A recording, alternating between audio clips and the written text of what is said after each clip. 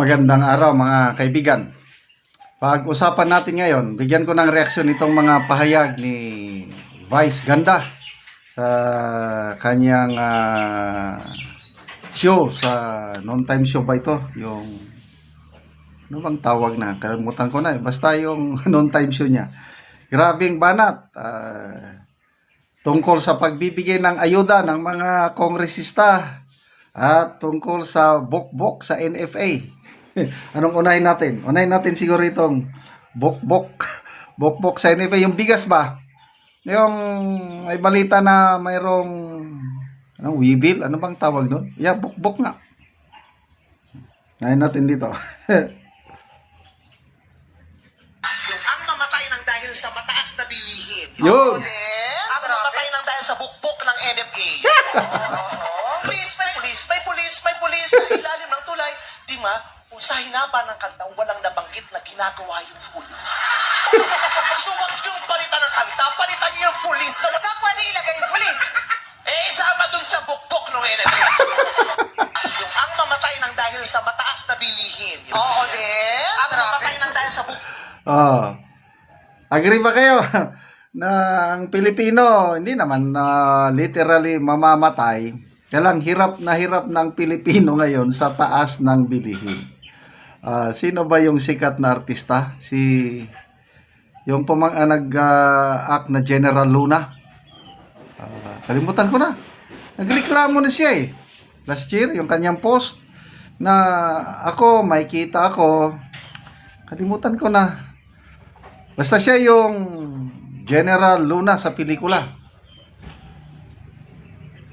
Ang ilang libo ko, para 4,000, hindi pa abutin ng isang linggo. Paano na lang yung mga hirap na hirap sa buhay? So hanggang ngayon, tuloy-tuloy pa rin ang pagtaas ng presyo. So ang mamatay dahil sa taas na presyo, tama siya. Ano naman yung bokbok sa NFA? Yung tig 29 pesos per kilo na bigas. Bukbok ng NFA, yung gano'n. Police, may police, may police, may police sa ilalim ng tulay. Di ma, kung sa hinaba ng kanta, walang nabanggit na ginagawa yung pulis. So, wag yung palitan ng kanta, palitan niyo yung pulis. Saan pwede ilagay yung pulis? Isama dun sa bukbok ng NFA. Ang mamatay ng... Ang galing talaga nitong. Ngayon ko lang nalaman na itong si Vice Ganda pala, kumuha siya ng law. Hindi lang niya natapos. But, talino.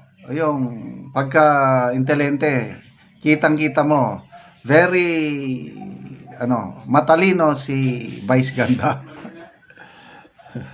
So, ano bang mga good job, Vice Ganda. Ang galing mo talaga. Yes. Aggregate ko ni mo dire si Marvel una isama sa bukbok sa NFA. Joy Losada, good job Miss Vice Ganda. Okay ka kaayo, Vice. Yes, talaga. Nung una, nung yung May 2022 election, mayroong nabanggit na salita itong si Vice Ganda against sa mga Marcos, diktador. Ay nako, nagalit ako kay Vice Ganda. Ngayon, tama siya na hindi wala maasahan itong mga Marcoses. Lalo na itong nabudol tayo ng presidente. Okay, punta tayo sa isang pahayag niya. Tungkol naman sa mga kongresista na hindi nila trabaho magbigay ng ayuda. Ito. Yan yung branch ng Kongreso at saka ng Senado. Ang trabaho talaga nila ay gumawa ng batas. Kaya dapat ang iboboto natin sa Kongreso at Senado ay yung gagawa ng batas, yung may alam na gawing batas at may planong gumawa ng batas. Dahil ang Kongreso at Senado, ang ginagawa po niya talaga ay gumagawa ng batas, hindi nagbibigay ng ayuda. Yan. Ginagawa po niya Patay talaga kayo. ay gumagawa ng batas, hindi nagbibigay ng ayuda. Legislative, yan yung branch ng Kongreso at saka ng Senado. Di ba?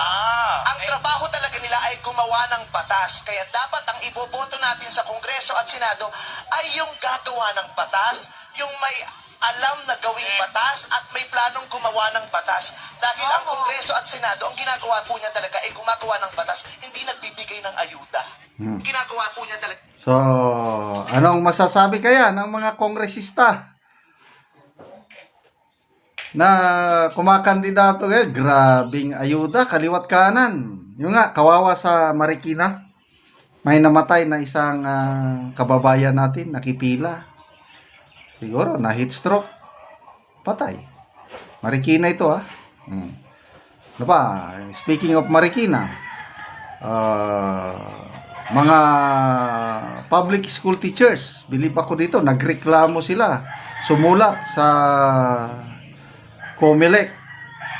Pinapaimbestigahan si Congresswoman Stella Kimbo dahil pati ang mga teachers nabigyan ng ayuda, yung AIEX, Assistance to Individuals in Crisis Situations. Ang mga teachers na sumulat, nagreklamo with pictures, videos, pinakita nila na hindi naman kami pobre, sabi ng mga teachers. Bakit kami naisama? Bakit yung mga kasamaan namin binigyan ng AIX? I don't know kung magkano yung AIX. AIX, nagsimula yan nung panahon ng pandemic. Assistance to Individuals in Crisis Situation. So dahil pandemic yan, nasa crisis, binibigyan. Hanggang ngayon, tinutuloy. Wala namang krisis. Krisis lang sa politika.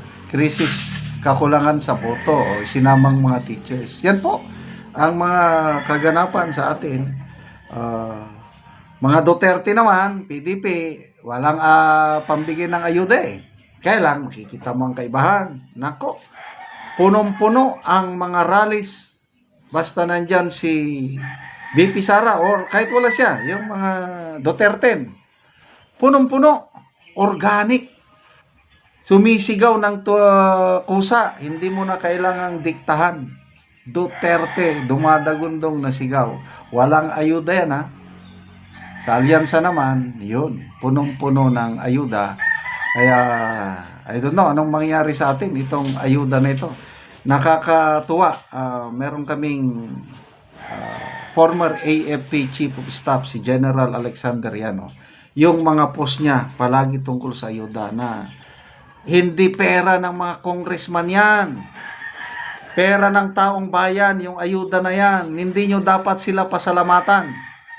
Correct. Kaya ito, palagi kong binabanggit sa mga vlogs ko, kung sino man sa inyo ang nakatanggap ng ayuda, tanggapin nyo. Dahil pera ninyo yan, galing sa taong bayan yan.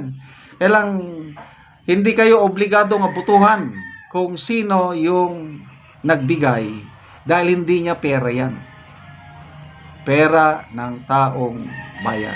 So, saludo sa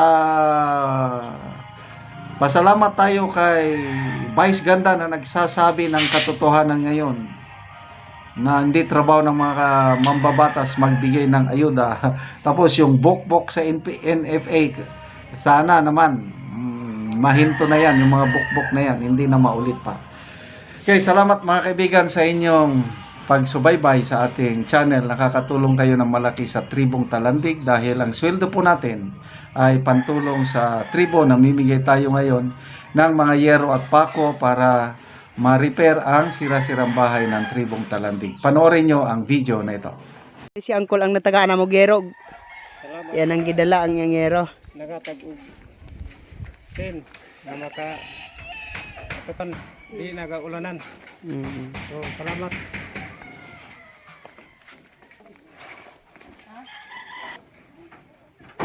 Og karon mo ni ang balay sa natabangan na mo gero og makita na gid ang kadako sa buslot sa ilang balay. Kaya dako nangadamit siya.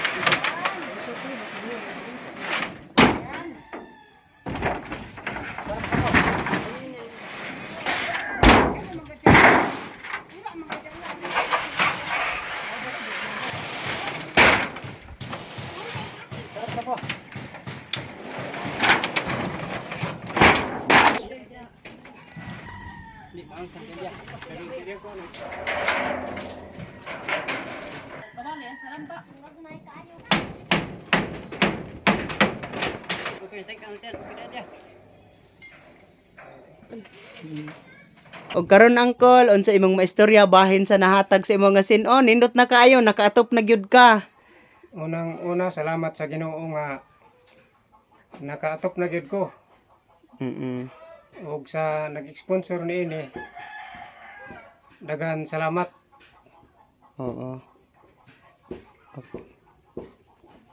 Lagi. Unang-una salamat sa Ginoo nga nakaatop na gyud ko. Di na gyud ko ga ulanan. Mm. Ug salamat usab sa nag-sponsor niini. Mm. Nakadaga pang tabang na Mm. Hinaut-unta nga daghan pangatabang ang maabot kanamo dinhi. Mm. Labi na gyud diri sa Sitio Garden. Oo. Sa mga katawhan usab nga naga panood sa video. Daghan salamat sa inyo. Sige, Col. Salamat pod.